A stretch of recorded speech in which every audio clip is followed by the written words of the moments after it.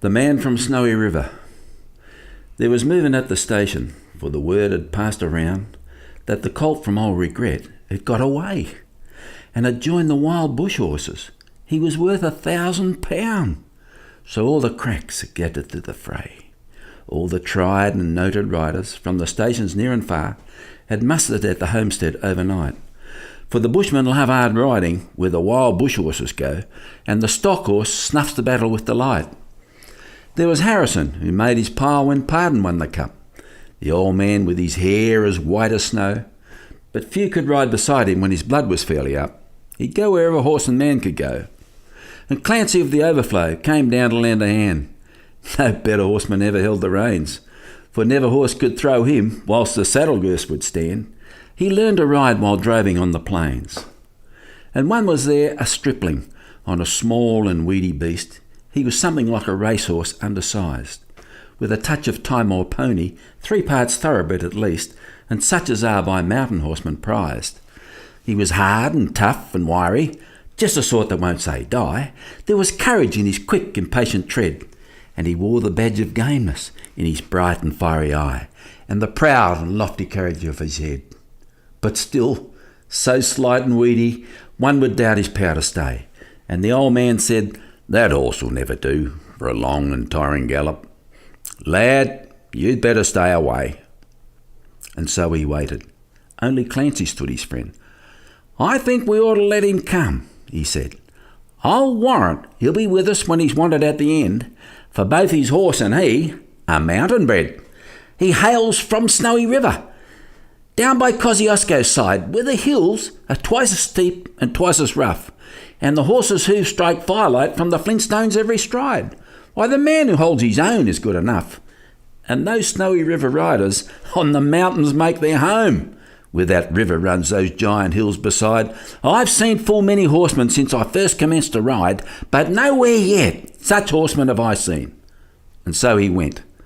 They found the horses by the big mimosa clump. They raced away towards the mountain's brow, and the old man gave his orders. "Boys, go at 'em from the jump. No use to try for fancy riding now. And Clancy, you must wheel them. Try and wheel them to the right.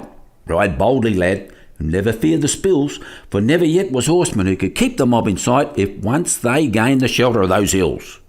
So Clancy rode to wheel them. He was racing on the wing, with the best and boldest riders take their place, and he drove his stock horse past them, and he made the rangers ring with his stock whip as he met them face to face. Then they halted for a moment, while he swung the dreaded lash, but they saw their well-loved mountain full in view, and they charged beneath the stock whip with a sharp and sudden dash, and off into the mountain scrub they flew. Then fast the horsemen followed, where the gorges, deep and black, resounded to the thunder of their tread, and their stock whips woke the echoes, and they fiercely answered back from cliffs and crags that beetle overhead, and upward, ever upward, the wild horses held their way, where mountain ash and Currajong grow wide, and the old man muttered fiercely, "We may bid the mob good day. No man can hold 'em down the other side." When they reached the mountain summit, even Clancy took a pull. It well might make the boldest hold their breath, for the wild hop scrub grew thickly, and the hidden ground was full of wombat holes, and any slip was death. But the man from Snowy River let the pony have his head, and he swung his stock whip round and gave a cheer. Then he raced him down the mountain like a torrent down his bed, while the others stood and watched in very fear. He sent the flintstones flying, but the pony kept his feet. He cleared the fallen timber at his stride, and the man from Snowy River never shifted in his seat. It was grand to see that mountain horseman ride. Through the stringy barks and saplings, over rough and broken ground, down the hillside at a racing pace he went, and he never drew the bridle till he landed safe and sound at the bottom of that terrible descent. He was right among the horses as they climbed the further hill, and the watchers on the mountain, standing mute, saw him ply the stock whip fiercely. He was right among them still, as he raced across a clearing in pursuit. Then they lost him for a moment, where 2 mountain gullies met in the ranges, but a final glimpse reveals, on a dim and distant hillside, the wild horses racing yet, with the man from Snowy River at their heels. And he ran them single-handed till their sides were white with foam. He followed like a bloodhound on their track, till they halted, cowed and beaten. Then he turned their heads for home, and alone and unassisted brought them back. But his hardy mountain pony, he could scarcely raise a trot. He was blood from hip to shoulder from the spur.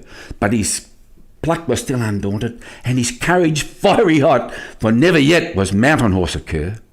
And down by Kosciuszko, where those pine-clad ridges raise their torn and rugged battlements on high, where the air is clear as crystal, and the white stars fairly blaze at midnight in the cold and frosty sky, or where along the overflow the reed beds sweep and sway to the breezes, and the rolling plains are wide, the man from Snowy River is a household word today, and the stockman tells a story of his ride.